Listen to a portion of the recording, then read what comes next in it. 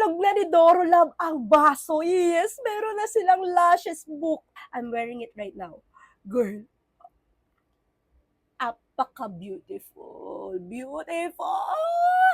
Ate ko! Doon na tayo agad sa top 3 ko. 03. Style ate ko. This one, I'm wearing it right now. Girl, shh.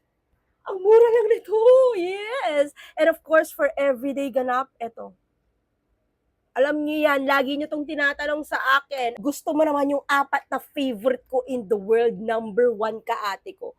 Yes, nandito na yung dalawa kong favorite. Ayan, ito, I'm wearing it right now. And of course, yung sumunod ko na paborito. Of course, for everyday, ganda. Ganda rin ito. Itong fishtail na yan. Gusto mo naman apata na agad ang style ate ko, 02. Yes, apat na to. Ito rin nito, mga girls. Tapos ito pa fox eye. Perfect if you have chinita eyes. Etong tatlo na to, pagpilian nyo agad-agad baka ma-sold out. Style 04, may apat na style. Naman 05, may tatlong style. Kung paborito nyo rin tong style that I'm wearing right now, girl 06. Yes, lahat siya ganun.